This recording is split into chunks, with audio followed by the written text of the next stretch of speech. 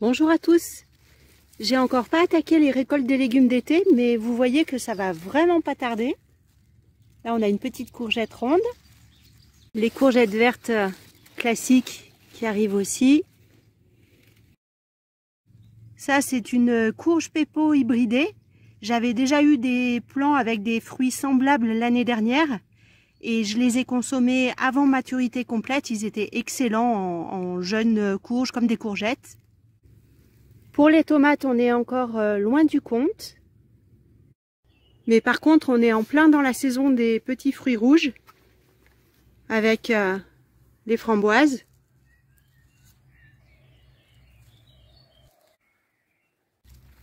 On a aussi les groseilles, évidemment. Pour les cassis, c'est pas tout de suite, il faut attendre encore un petit peu. Les tailleberries dont je vous ai déjà parlé. Croisement entre mûres et framboises. Il nous reste quelques fraises, mais c'est la fin là. On a encore quelques petites, mais le gros de la production est passé. On en aura quand même bien profité parce que sur la saison, j'en aurais pesé 13 kg 845 et c'est sans compter celles que les voisins ont récoltées et celles que j'ai ramassées dernièrement. Donc je pense qu'on a bien dépassé les 14 kg au final. On a aussi quelques fraises des bois qui sont pas bien grosses, mais par contre niveau goût, niveau parfum, c'est extraordinaire.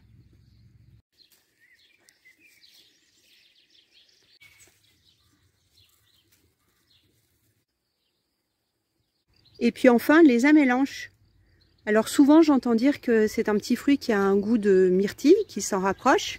Mais personnellement, ça m'évoque plutôt la poire.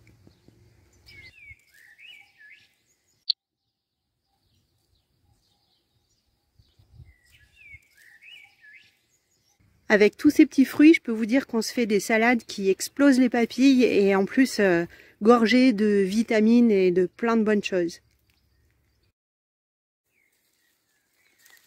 Dans les récoltes du moment, on a aussi les petits pois qui continuent.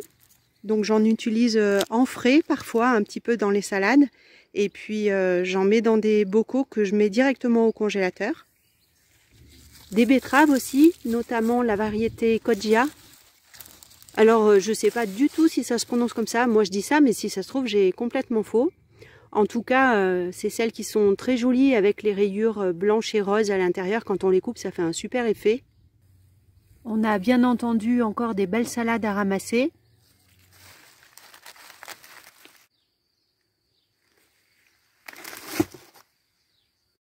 Plein d'herbes aromatiques différentes aussi. L'aneth avec son petit goût anisé, super pour aller avec les poissons. De la menthe pour son côté rafraîchissant, bienvenue là pendant les fortes chaleurs. Évidemment le persil, un grand incontournable.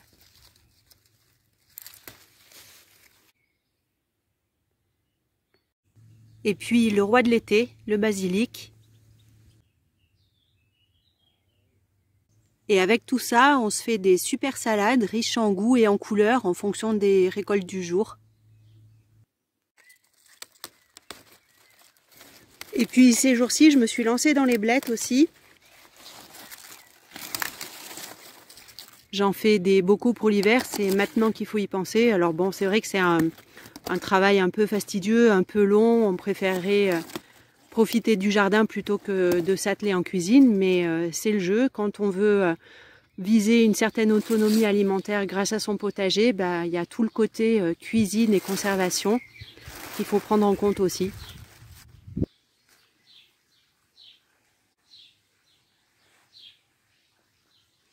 Je fais deux types de bocaux. D'un côté, les côtes que je ne précuis pas, elles vont cuire pendant la stérilisation. Je tasse bien les tronçons dans les bocaux. Quand on les voit comme ça, on dirait des vrais bonbons. Mais en fait, ils vont perdre toute leur couleur à la cuisson. Je trouve ça très dommage. Je rajoute une demi-cuillère à café de sel à peu près. Je recouvre d'eau. Et c'est parti pour 25 minutes à la cocotte à partir du sifflement. Je fais aussi des bocaux plus petits avec les vers de blettes qu'on utilisera comme les épinards. Et là, par contre, je les fais pré-cuire vapeur pour pouvoir bien les tasser dans les bocaux et avoir une certaine quantité. Ensuite, même procédure, je rajoute un peu de sel. Pas d'eau par contre, parce que ça en rend pas mal. Et puis, passage à la cocotte. Ah, et ce que j'ai oublié de vous dire aussi, c'est que à chaque fois, je calme mes bocaux avec des torchons pour pas qu'ils s'entrechoquent et qu'ils se cassent pendant la stérilisation.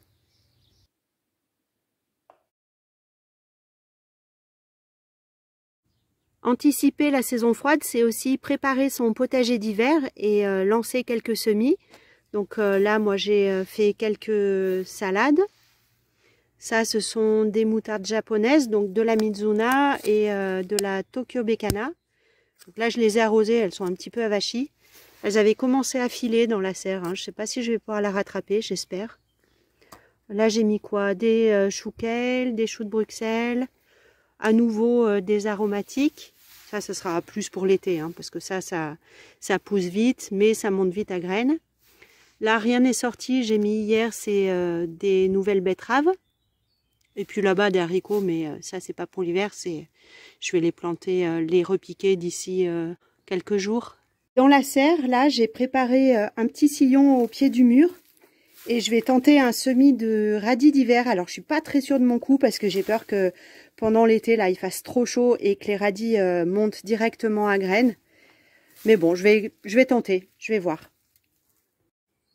Au final, je pense que je vais pas mettre que des radis noirs.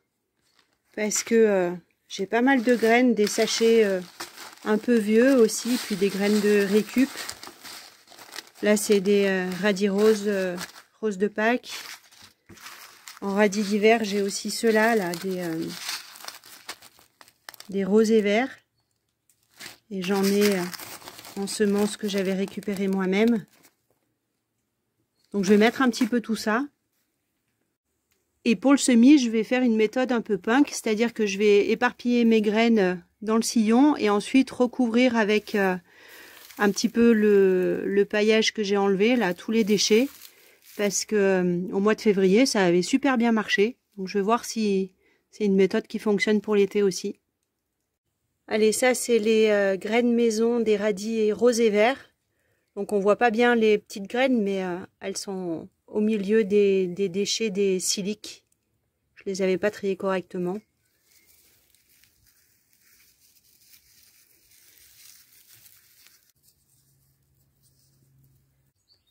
Les radis roses de Pâques. Donc il y a beaucoup de graines, mais vous voyez, il y en a qui sont ouvertes. Celles qui sont un petit peu jaunes, en fait, elles sont fendues, ouvertes en deux. Donc je pense que celles-ci, elles ne germeront pas. C'est pour ça que j'en mets beaucoup.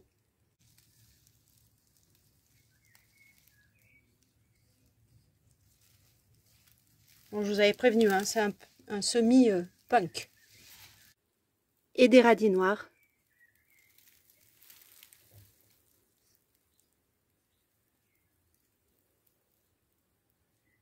Donc ça, c'est les graines du sachet. J'en mets un peu moins. Je suis un peu plus économe. Et maintenant, je recouvre.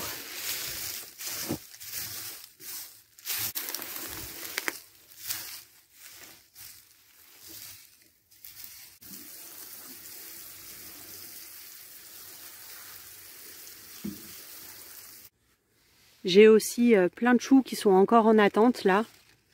J'espère que ça va pas être trop tard parce que ça fait un petit moment maintenant qu'ils sont dans les godets. Là c'est les choux de Milan justement pour l'hiver, pour les potages, pour les potés aux choux. Des poireaux, alors là j'en ai encore des centaines. Faut que j'en remette. Je fais qu'un seul semis, donc c'est les mêmes que ceux qui sont déjà en place. Simplement, le fait de les repiquer en décalé, bah, ils grossissent pas tous en même temps et ça me permet d'en garder jusqu'au printemps prochain, normalement. Enfin, normalement, toutes les années, ça marche bien. J'espère que cette année, ce sera pareil.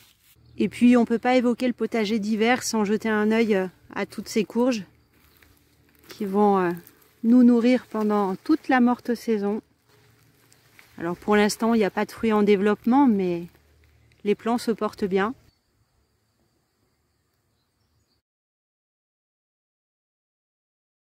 Bon jardinage à tous et à bientôt. Bye bye.